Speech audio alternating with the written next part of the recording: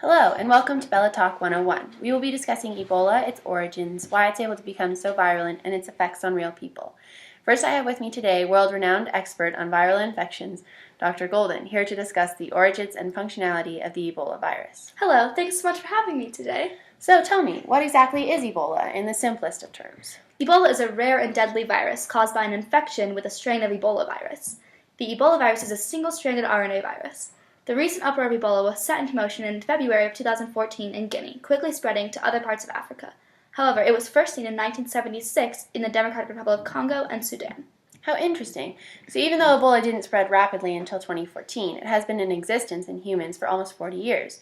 Why just recently did it become such an issue? What changed? Well, the Ebola virus is actually not just one virus, but the combined work of 5 viruses. It was initially believed that a new species of the virus formed. However, it is now believed that it has spread via an animal host through the last decade, initially transferring to a human in Guinea. Scientists have also found many physical genome sequence changes in this new outbreak. Many different lineages of the virus have appeared throughout West Africa in the time that the outbreak has been present. In addition to all of this, it's difficult to tell if a person truly has Ebola when they're first infected, as early symptoms are much like those of other viruses. So you said that the virus was first seen in 1976. Where did it come from? Well, as I said earlier, the virus was passed to humans from another animal. This is what we call a spillover effect. Spillover events occur when a human comes into contact with a diseased animal and the virus is able to replicate inside the human host. Not every virus is viral in humans, as in a human is a dead end. Others, like Ebola, find that not only can they survive in humans, but the host is a good one for increasing infected individuals. Thank you so much for coming in with us today. It was a pleasure to have you. Glad I could make it. Now I have the pleasure to introduce a research student who has just returned from a stay in the hospital after traveling to do work in Sierra Leone. Hi, and thank you so much for having me. I have just recently been released from the Emory University Hospital, where I was quarantined for having contracted Ebola in Sierra Leone. I was participating in the burial of a villager for my studies in anthropology.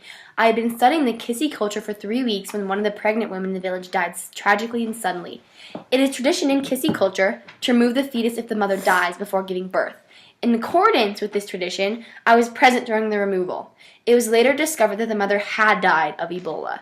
However, at this point, I was already beginning to show symptoms and was rushed back to the United States for treatment. Tell me about your symptoms and how you discovered that you might have contracted Ebola. It all started with nausea and severe fluid loss through vomit and bowel movements. Then came the redness in my eyes. I visited the village doctor and then was sent to the city for more of effective consult. That was when they decided to take me back to the U.S. for quarantine and treatment. I was quarantined for over 20 days and was treated with IV fluids and electrolytes, monitoring my vital signs, and immediate treatment of other infections upon occurrence. What was the likelihood of survival? What was going on through your head when you realized what was happening? Slim to none. Up to 90% of people that contract Ebola die from it. I am extremely fortunate to be alive today. I can't tell you how blessed I am to be okay. It's a miracle that I don't have long-term damage to my body's systems, such as blindness or permanent paralyzation. After studying and living with the people in Sierra Leone, I can't help but have some deep survivor's guilt. I suffer from the same disease, but I was given much better care and given a chance that many of them would never have. The level of care I was given was far more expensive and extensive than anything offered on the ground in Sierra Leone. We are so glad you could come today. Thanks so much for your time. My pleasure. Our final guest is a nurse from MSF, or Doctors Without Borders. Welcome. Glad to be here. What does the situation look like in Sierra Leone right now? Well, it's calming down, much improved. There's still a new case of Ebola almost every day, but we're working closely with communities to identify new cases and be vigilant about treatment and quarantine.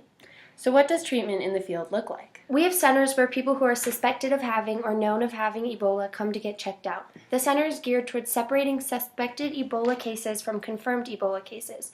First, doctors in full gear examine the patients. They're then separated into low probability, high probability, and Ebola wards.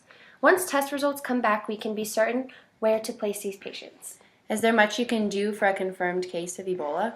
Not really, as there is no cure for Ebola. We treat each symptom, such as fluids, for dehydration, and do our best to keep each patient clean and comfortable.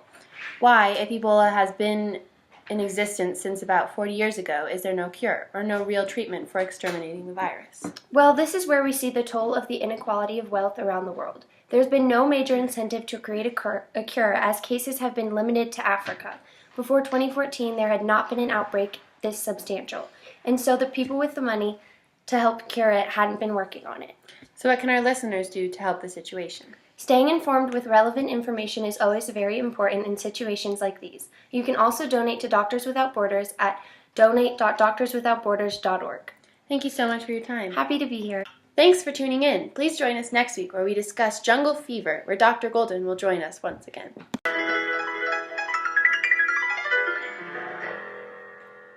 At first I was afraid, I was petrified, kept thinking I could never live without now. 'Cause you're not welcome anymore. Once you the one who tried to hurt me with goodbye, you think I'd crumble, you think I'd lay down and die. I'm not gonna give up, I'm not gonna stop, I'm gonna recover, I'm a survivor, I'm gonna make it, I'm a survivor, keep on surviving. Thought I couldn't breathe without you, I'm inhaling. You thought I couldn't speak without your perfect vision. You thought I couldn't